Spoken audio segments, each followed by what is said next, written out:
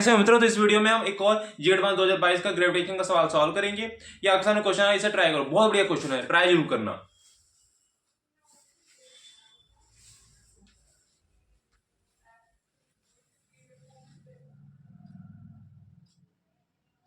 Question क्या गया? Two spherical star A and B have density rho A and rho B respectively. A and B have same radius and their masses Ma and Mb are related by Mb is equals to 2Ma. Due to interaction process, the star A loses some of its mass, so that its radius is halved while its spherical shape is retained. ठीक है, and its density remains rho A. ठीक है, the entire mass of the lost by A is deposited as a thick spherical shell on B with the density of shell B being rho A.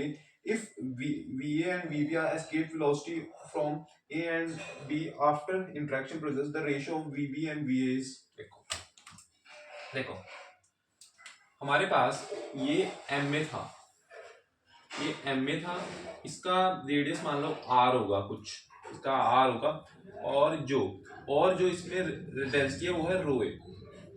अब इसका क्या हुआ, इसमें क्या हुआ, इसका मास हो गया, इसका मास तो चलो भी निकालते हैं, रेडियस का आधा हो गया, रो ए रह गई है। अब मास कैसे निकलेगा वो मैं बता देता हूँ। देखो अब rho A is equal to mass upon volume, यानी 4/3 पाई r क्यूब। अब आर अगर मैं देखूं, ये एम ए है, एम ए मान लो फिलहाल के लिए। अच्छा, अब ये वाली जो चीज है एम ए, तो हमारा हो गया रो A into 4/3 pi r cube है, ये चीज होगी। अब अगर मास यहां पे मुझे साफ दिख रहा है, M A is directly proportional to R cube, ये चीज है। एम ए कहो या एम को, हाँ एम, ठीक है। अब अगर आर हमारा r/2 हो रहा है, तो नया मास जो आएगा है क्या वो क्या वो 1/8 आएगा? हाँ बिल्कुल आएगा। तो एम ए डैश जो होगा वो होगा ma/8। बात समझे इस रिलेशन से? अब ये तो हमें मिल गया, यानी इसका नया मास आ रहा है वो आ रहा है ma/8, ठीक है। अब हमारे पास ये जो बी था, जो बी है, ये ए था, ये बी है, इसका मास है एम बी और रेडियस भी सेम है, ये हमारे पास रो बी है। अब क्या हुआ, इस कुछ इंटरेक्शन प्रोसेस की वजह से जो मास इसमें से लूज होके आया था वो उसके ऊपर एक शेल के फॉर्म में आके चढ़ गया, और हमारे पास जो शेप है वो रिटेन रहेगी स्फेरिकल, ठीक है। कैसे? अब देखो ये कुछ ऐसे ऐसे इसके ऊपर चढ़ गया होगा, है ये होगा रो ए, है ये अंदर वाली तो रो बी ही होगी, बिल्कुल। तो ये अंदर वाली चीज, ये सिर्फ अंदर वाले का रेडियस है, ये अंदर वाले का रेडियस मैं दिखा देता हूँ, ये रेडियस आर है और ये रेडियस मान लो, इस रेडियस को आर बी डैश मान लो, ठीक है। अब इसका मास था, इसके सिर्फ अंदर वाले का मास, सिर्फ अंदर वाले का मास था एम बी, है एम बी कहो, या इसमें इन्होंने ये रिलेशन दे रखा है 2m में, या एम बी कह लो या 2m कह लो, बात सेम है क्योंकि हमें इन्होंने रिलेशन दे रखा है। अब इसका रेडियस तो आर है, बाहर वाले का हमें पता नहीं, ये आर बी डैश है, तो इसे हमें निकालना पड़ेगा। तो उसके लिए देखो मैं क्या कर रहा हूं, उसके लिए एक minute,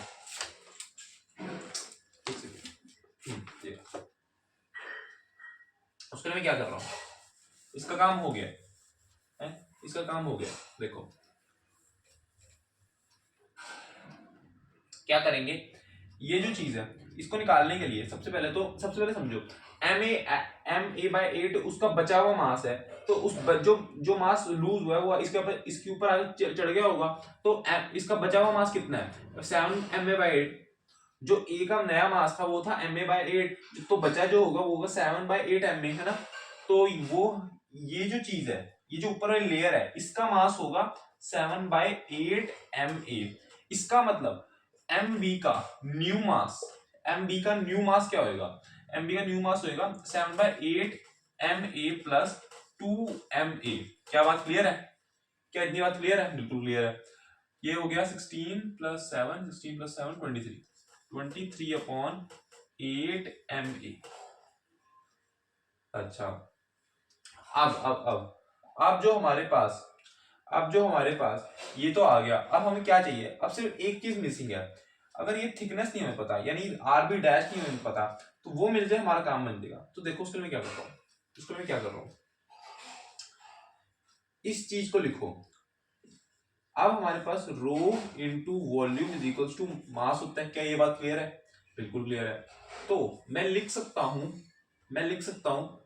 row A into volume किसका, इस लेयर का, इस लेयर का वॉल्यूम।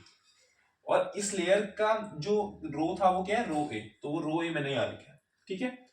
तो वॉल्यूम कितना है, 4/3 है, 4/3 पाई आर बी डैश का क्यूब माइनस आर क्यूब। तो मुझे ये थिकनेस का वॉल्यूम मिल जाएगा, ये जो थिक लेयर सी चढ़ी है। अब इस चीज को मैं लिख सकता हूं रो है, इसको मैं क्या लिख सकता हूं, रो इंटू क्या है, rho A into 4/3 pi R cube into 7/8। क्या इतनी बात समझ में आई? पहले बताओ 7/8 कैसे आया है, तो ये समझ में आ रहा होगा है 7/8 कैसे आया। देखो अब जो चीज है, ये जो हमारे पास जो ये जो मास था, यही इसके ऊपर चढ़ा हुआ है, यही इसके चढ़ा हुआ है। बस मैंने यहां से ये एम ए की जगह, ये मैंने एम 7 कहाँ गया, हाँ ये एम ए की जगह मैंने ये चीज लिख दी। ये देखो ये चीज एम ए ही है। क्या बात क्लियर है? ठीक है।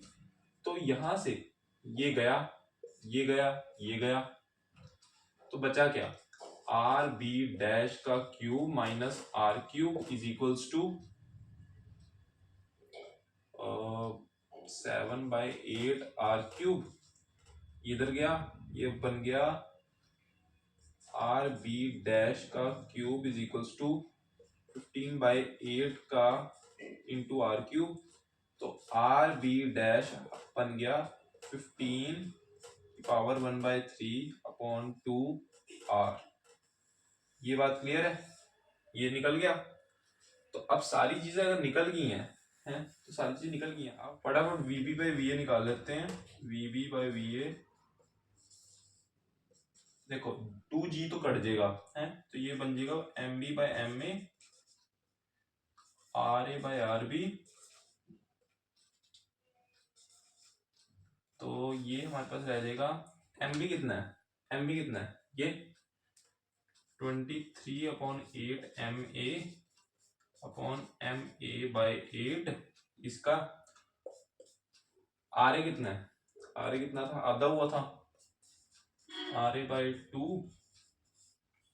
और नया हमारे पास क्या है 15 1/3 2, ये आर बी का है, आर ए गया, 2 से 2 गया, 8 से 8 गया, एम ए से एम ए गया। तो हमारे पास ये जो अंदर चीज है इसको मैं इक्वल रख रहा हूँ 10n अपॉन 15 की पावर 1/3 के, 23/15 1/3 10n अपॉन 15 1/3। ये गया, n आएगा 2.3 के, ठीक है। ये हमारा सही आंसर है। तो हमारा फाइनल आंसर है 2.3। होप आपको ये सारी कैलकुलेशन समझ में आई होगी। थोड़ा सा बस वॉल्यूम वगैरह को इक्वल रखना था, थोड़ी सी कैलकुलेशन थी। सो बेसिकली ये हमारे पास ना एक अच्छा सवाल था कैलकुलेटिव पॉइंट ऑफ व्यू से। इसमें कैलकुलेशन अच्छी थी, जिसने कैलकुलेशन में ध्यान नहीं दिया उसका एक क्वेश्चन पक्का गलत हो सकता था। बस हमें कैलकुलेशन में ध्यान देना था और सिंपल फॉर्मूला देखते रहने थे, ठीक है। सिंपल हमें फॉर्मूला एस्केप वेलोसिटी और वॉल्यूम वगैरह के हमें पता होने चाहिए थे, बाकी कुछ नहीं था। और हमें थोड़ी कैलकुलेशन में ध्यान देना था। होप आपको सारी एक्सप्लेनेशन समझ में आएगी, चीजें क्लियर होंगी, कॉन्सेप्ट क्लियर होंगे। और ये वीडियो अच्छी लगी तो वीडियो को लाइक कर देना, चैनल सब्सक्राइब कर देना। Okay, thank you.